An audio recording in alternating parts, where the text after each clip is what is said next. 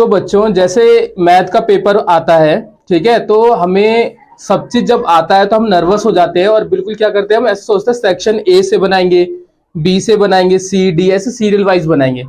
तो वहां पे क्या होता है, सेक्शन ए जो ऑप्शनल्स होते हैं उनमें हमें टाइम ज्यादा कवर हो जाता है। तो लेकिन जब सब चीजें आती हैं, जो अच्छा स्टूडेंट होता है वो सोचता है मैं बहुत फेयरली वर्क करूं सेक्शन ए बी सी, लेकिन हमें वहां पे मन को काबू करना चाहिए, ठीक है। और बड़े क्वेश्चन जो है सेक्शन डी सी बी ऐसे अटेंड करना चाहिए। अब इसमें एक आपको कहानी सुनाता हूँ कि मन को कैसे काबू करना चाहिए, ठीक है। जैसे कि एक चाणक्य को आप जानते होंगे, तो उनका एक गुप्तचर थी, मतलब लेडीज थी, गुप्तचर थी, ठीक है। तो उन्होंने घनानंद के महल में भेज रखा था उस गुप्तचर को, ठीक है।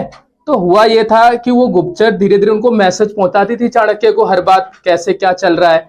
तो एक दिन हुआ ये कि गुप्तचर पकड़ी गई, ठीक है, गुप्तचर क्या है, पकड़ी गई। तब उन्होंने उससे बचने का तरीका पूछा कि मैं पकड़ी जाऊंगी, मुझे ऐसा लगता है, तो मुझे क्या करना चाहिए। तो चाणक्य ने कहा कि जो चीज है सारी सच्चाई बिल्कुल खुल के बता दो कि मैं उसी गुप्तचर हूं, मैं आपको धोखा दे रही थी इतने दिन से, ठीक है, आपके मैसेज जो भी है होता है महल में, मैं बाहर बता रही थी, ठीक है।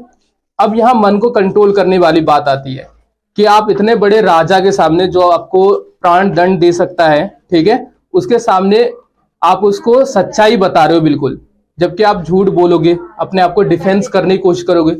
लेकिन वहां पे क्या है, उन्होंने चाणक्य जी ने क्या बोला है कि मन को कंट्रोल करके सब चीज सच बताना है।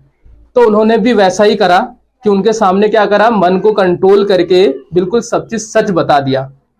तो उन्हें एक मौका दे दिया गया, मारा नहीं गया, ठीक है।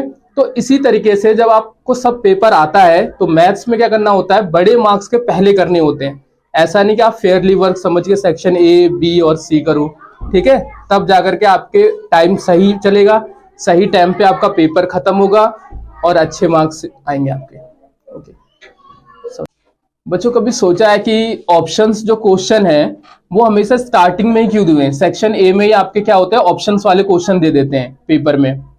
अगर पूरा पेपर ऑप्शन वाला है तो कोई दिक्कत नहीं है, ठीक है, लेकिन ऑप्शंस वाले जो होते हैं वो स्टार्टिंग में क्यों दिए?